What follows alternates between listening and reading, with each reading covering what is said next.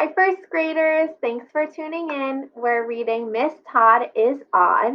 It's the 12th book in the My Weird School book series, and we're on chapter 3. Remember, Ryan and AJ had just gotten in trouble from Miss Todd, the substitute teacher, for coughing behind her back.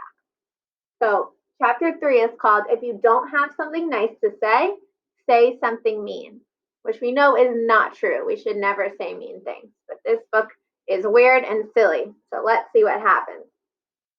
Even after Miss Todd wrote my name on her piece of paper, she still had a big smiley face. It must hurt to smile so much. My friend Billy, who lives around the corner from me, told me that if you keep smiling too long, your face muscles get frozen like that forever. Miss Todd told us all to sit in a big circle on the floor. Let's go around the room and say something nice about the person sitting across from us, she said. This will help me learn your names and get to know you better. There's the picture. Annette is a really good soccer player, said this girl named Lindsay. Lindsay knows everything about horses, said Annette. Michael is really good at sports, said Ryan. Ryan is a really good eater, said Michael. He will even eat stuff that isn't food. I looked to see who was sitting across from me. Who do you think it was? Ugh, it was Andrea. I hoped that I wouldn't get called on. Your turn, Andrea, said Miss Todd. Andrea looked at me for a long time. AJ is really good at picking out clothes, she finally said. Remember, he took her shirt from the lost and found and was wearing it.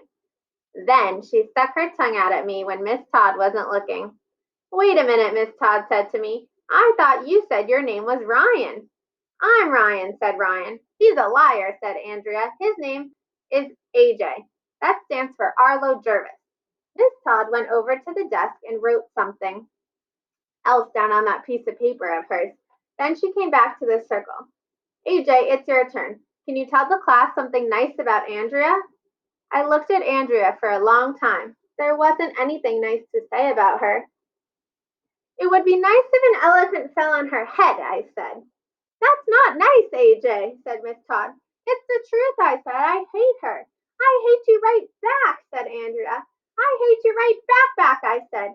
I hate you right back, Andrea said. We went on like that for a while. AJ, Miss Todd said, you were supposed to say something nice about Andrea. Don't you think she has nice hair? No. Doesn't she have nice clothes? No. Then why did you steal my shirt? Andrea asked. I didn't steal it, I said. Did too. Did not. We went on like that for a while until Miss Todd told me I had to write a note to Andrea telling her I was sorry. So this is what I wrote. Dear Andrea, I'm sorry I hate you. AJ. Here's the note. Let's try to work together as a team, said Miss Todd. As you know, together everyone achieves more. So we need cooperation. Do you know what cooperation means? Isn't that a company? Asked Emily. That's a corporation, dumbhead, I said. You're mean, said Emily. She looked like she was going to cry. What's her problem? Don't say dumbhead, Miss Todd told me as she wrote something else on that piece of paper of hers. Say smarthead. Calling somebody a dumbhead might hurt their feelings. I know, I said. That's why I did it. Oh boy. Miss Todd thinks she knows everything, just like Andrea. I'll bet that when she was a kid, Miss Todd was in the gifted and talented program too. Chapter 4. My head almost exploded. Here we go. Is everybody ready to learn? Asked Miss Todd. Yes, yelled all the girls. No, yelled all the boys. All right, yelled Miss Todd. Miss Todd is one of those teachers who is full of excitement all the time. She never sits down. She runs around for no reason, clapping her hands like my mom does when she drinks too much coffee. If you ask me, Miss Todd should calm down. Here's the picture. She's like one of those wind-up toy monkeys that plays the drums. Maybe after she's been a teacher for a few years, she'll become normal and not so excited about teaching kids stuff anymore. Let's start with reading, said Miss Todd, smiling her smiley face and clapping her hands and running around the class for no reason. I love to read, said Andrea, who loves everything. I'm going to write a children's book someday, and the main character will be named Andrea. Then I'll be famous. I love reading children's books, said Miss Todd. I read them all the time. Even when you're sleeping, asked Ryan. Even when you're driving, asked Michael. Even when you're in the shower, I asked. Well, no, not then, Miss Todd said. So why did you say you read them all the time? It's just an expression, said Miss Todd. Is an expression the same thing as lying? I asked. Miss Todd stopped smiling her smiley face and wrote something down on that piece of paper again. I wish she would stop doing that.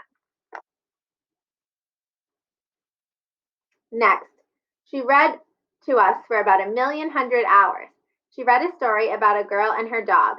It was the most boring story in the history of the world. Nothing ever happened in that dumb story. I almost fell asleep, but then the girl's dog got hit by a car and the story got interesting. Oh, that's fun. After the dog died, Miss Todd stopped reading the story. She taught us about the solar system and the explorers and Australia and Helen Keller and lots of other stuff too. She taught us so much stuff that I had a headache. My friend Billy, who lives around the corner, told me that if you learn too much stuff too fast, your head will explode. I'm going to have to forget some of the old stuff I learned to make room for some of the new stuff, Miss Todd taught us. I don't want my head to explode. Finally, the lunch bell rang and Miss Todd had to stop teaching us stuff. Michael was the line leader as we walked to the vomitorium to eat. Miss Todd is a horrible teacher, I said. All she does is make us learn stuff. I miss Miss Daisy, said Ryan. She never taught us anything. I miss Daisy, said Michael. I miss Daisy, I said. We went on like that for a while until the queen of the gifted and talented butted in. You boys are dumbheads, said Andrea. Learning new things is fun and makes us better people. Can you possibly be any more boring? I asked her. Andrea is just like Miss Todd. They look alike, they talk alike, they smile alike. They're both perfect all the time. It's like they are the same person. I think I hate both of them. We'll read one more chapter. Chapter 5. Indoor recess is no fun at all. Here we go. It was spaghetti and meatballs day in the vomitorium, but I always bring lunch from home. I wouldn't eat the school lunch if I was living in Antarctica and starving. Here's the picture. Ryan gave me his Pop Tart. I gave him my grapes because I don't like to eat food with pits in it. Ryan will eat anything. One time he ate a piece of a seat cushion. Remember that book? We all agree that Miss Todd is way too happy. Nobody is that happy, said Michael. People who are happy all the time are weird, I said. Did you notice that Miss Todd smiles all the time? She probably smiles when she gets a paper cut or stubs her. He never had the chance to finish his sentence because at that second, Mr. Klutz's voice came over the loudspeaker.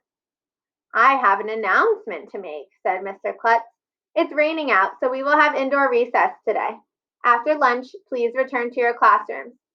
Boo! Everybody hollered, even all the girls. Bummer in the summer. I hate indoor recess. Recess is the only fun part of the day, and now we would have to stay in the class with all that learning lunatic Miss Todd. After we cleared off the lunch table, me and Ryan and Michael had a race to see who could walk back to our classrooms the slowest. I won. Miss Todd was in there, all excited and clapping her hands and running around the class for no reason.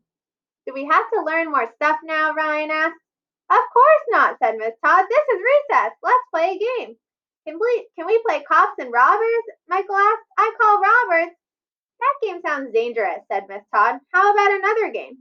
Let's play army, said Ryan. Boys against girls. Can anybody think of a game that doesn't involve something dangerous? Asked Miss Todd. We could play NASCAR, I suggested. I've never heard of that game, AJ, asked Miss Todd. How do you play NASCAR? We run around in circles, I told her, and every few laps we smash into each other. That sounds kind of violent, said Miss Todd. Yeah, and it's cool too, I told her. I knew that if we didn't come up with something fast, One of the girls would suggest square dancing or some corny game. I know a good game we can play, I suggested. It's called Who Can Hit the Softest. Now, that doesn't sound violent, said Miss Todd. How do you play? Here's the picture. I told Neil, the nude kid, to stand up and see how softly he could hit me. He barely tapped my arm. That's pretty soft, I told Neil, the nude kid. Now it's my turn. I made a fist with my hand and punched Neil, the nude kid, really hard in the arm. Uh-oh. Ow! Cried Neil, the nude kid. Oops, I said, I lose. It was hilarious. Neil, the nude kid, will fall for anything. All the boys laughed. Well, all the boys except for Neil, the nude kid. He just rubbed his arm. That is a terrible game, AJ, shouted Miss Todd. She wrote something down on her piece of paper. Miss Todd wasn't smiling for a change. She told Neil, the nude kid, to go see Mrs. Cooney, the school nurse. Then she told me to go to Mr. Klutz's office. What did I do? I asked. I was just playing to see who can hit the softest. Go to Mr. Klutz's office, yelled Miss Todd. Now! She's not smiling anymore. Chapter 6. We'll continue it next time, but it's called The Good News? And there's a question mark at the end, so we're not sure. I'll start it off for us and we'll continue next time. Mr. Klutz's office is really cool. He has a snowboarding poster on the wall and a punching bag in the corner with a face painted on it. I wasn't too worried. The last time I got sent to the principal's office for being bad, Mr. Klutz gave me a candy bar.